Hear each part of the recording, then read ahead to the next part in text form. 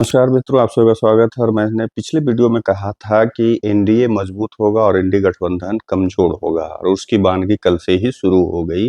कल जब तेजस्वी यादव से पत्रकारों ने इंडी गठबंधन के बारे में पूछा तो तेजस्वी यादव ने कहा कि इंडी गठबंधन का कोई भविष्य नहीं है, स्पष्ट रूप से दिखाई नहीं पड़ रहा। और इतना ही नहीं, अब जो है पिछले 24 घंटे में 2 ऐसे फ़ोन कॉल रहे जिसके बाद से ये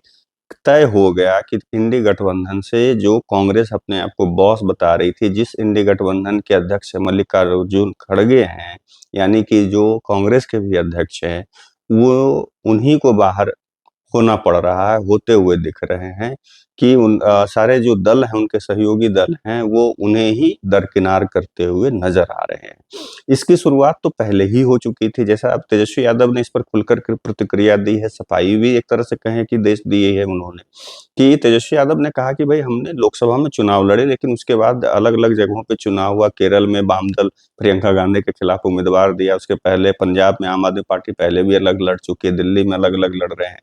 हरियाणा में अलग-अलग लड़ रहे हैं, तो सभी जगह इस तरह से अलग-अलग चुनाव लड़ रहे हैं, तो यहाँ पे अब इंडी गठबंधन का केंद्र में जो था सो था, अब कोई अस्तित्व नहीं रह गया। इस तरह से कह कर के उन्होंने सफाई भी दी है। लेकिन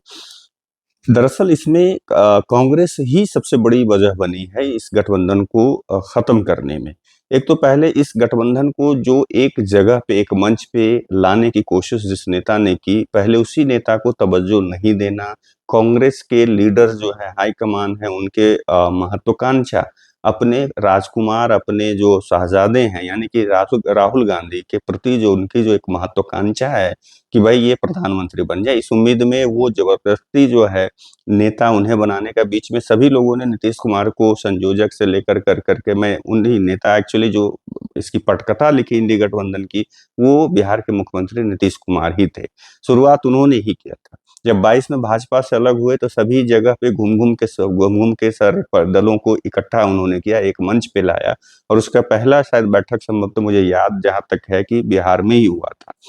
उसके बाद 2-3-4 बैठकें होने के बाद नीतीश कुमार को धीरे-धीरे कर करके इंडी गठबंधन से किनारे कर दिया गया, दरकिनार कर दिया गया, जिसके बाद से नीतीश जी वहाँ से फिर उस गठबंधन से अलग होकर के एनडीए में आ गए। ये अलग बात है कि इंडी गठबंधन में जितने दल हैं, वो नीतीश जी पर आरोप लगाते हैं कि अपनी कुर्सी और ये और वो। क्यों भई? जब वो इंडी गठबंधन में थे या यहाँ महागठबंधन में थे, तो भी उनकी कुर्सी बची हुई थी, तो ऐसा कुछ था नहीं। लेकिन आपसे जब बोला गया ठीक है प्रधानमंत्री का चेहरा नहीं बना रहे, तो कम से कम संयोजक तो बनाना ही चाहिए था, क्योंकि ये पूरे गठबंधन का जो स्वरूप है, जो रूपरेखा है, उन्होंने नीतीश जी ने ही तैयार करी थी। लेकिन वहाँ पे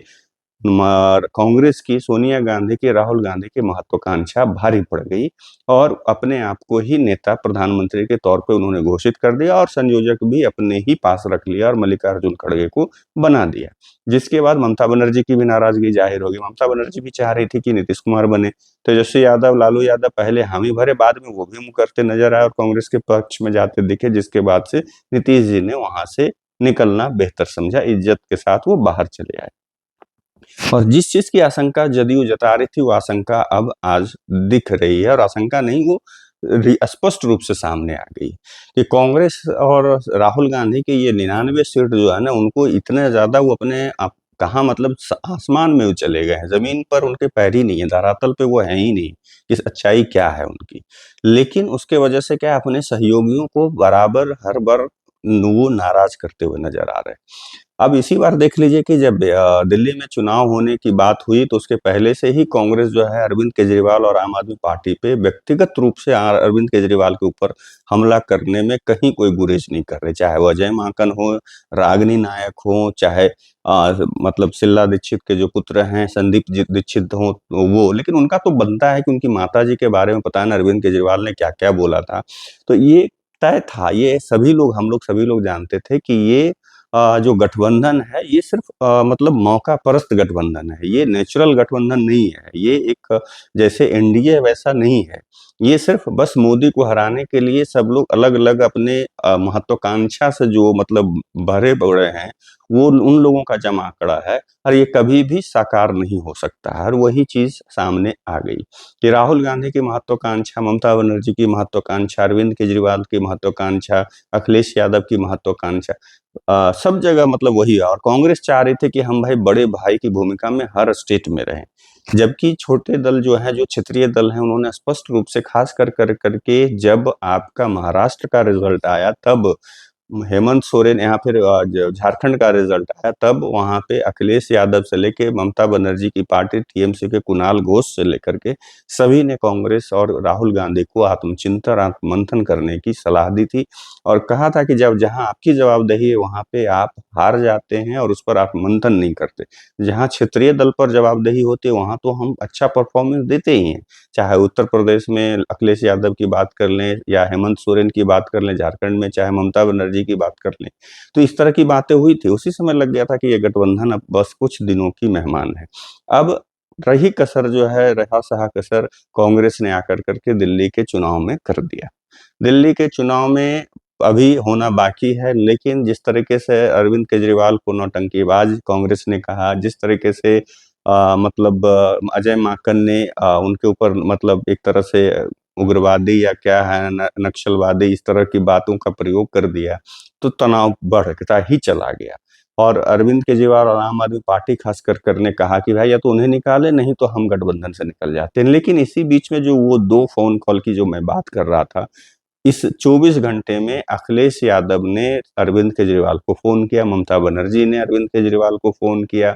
और इधर सभी लोग, तेजस्वी यादव, लालू यादव तो पहले ही कह चुके थे कि इंडी गठबंधन की कमान अगर ममता बनर्जी को दी जाती है तो बहुत अच्छा होगा, हम इसका समर्थन करते हैं।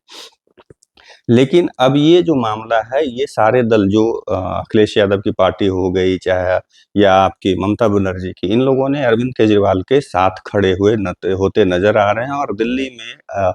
कांग्रेस जो है सोच रही थी कि यहाँ पे हम अब इस बार अच्छा सीट लाएंगे, अच्छी सीट लाएंगे और कोशिश करेंगे हम अपना मुख्यमंत्री बनाने का। लेकिन यहाँ पे आम आदमी पार्टी इस वजह से ज़्यादा खुश है कि चलो कांग्रेस ने ही पहला वार कर दिया, जिसके वजह से सारे जो सहयोगी दल हैं, उनके फ़ेवर में चले गए और उनके लिए वहाँ का मुकाबला आसान होता दिख रहा है। और जहाँ तक अगर मेरा मानना है कि अगर चुनाव होता है, तो मुझे फिर से अरविंद केजरीवाल मतलब यानी आम आदमी पार्टी की सरकार बनती नज़र आ रही है, क्योंकि जो अभी भी है, क्योंकि जो लोगों से वहाँ के लोगों से, कुछ लोगों से बात होती है या कुछ जो न्यूट्रल लोग हैं, वो कहते हैं कि काम तो कुछ किया है, चाहे ऐसा नहीं कह सकते कि काम कुछ नहीं किया है। और एक कभी भी उनकी जो छवि, खास करके वो जो फ्री वाला जो रेवड़ी अभी भी है, जनता उसके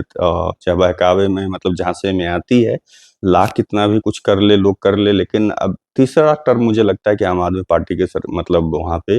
होने वाला है, आने वाला है।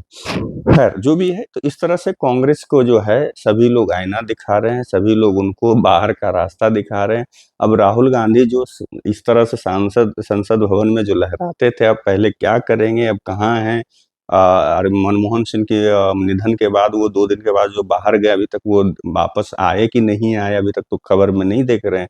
लेकिन अब उनकी परेशानी बढ़ने वाली है और हो सकता है कहीं ऐसा ना हो कि जो 99 सीट हैं वो घटते ही चले जाएंगे, कहीं ऐसा ना हो, 99 भी नहीं, 98 शायद घट करके हो गए। तो ऐसा ना हो कि वो और ही घटते चले जाएंगे। इसमें भी अगर ऐसा कुछ होता है आगे चल कर करके, तो आश्चर्य वाली बात नहीं होगी, क्योंकि उनके सांसद भी जो सीरियस पॉलिटिक्स, अगर आप देखेंगे तो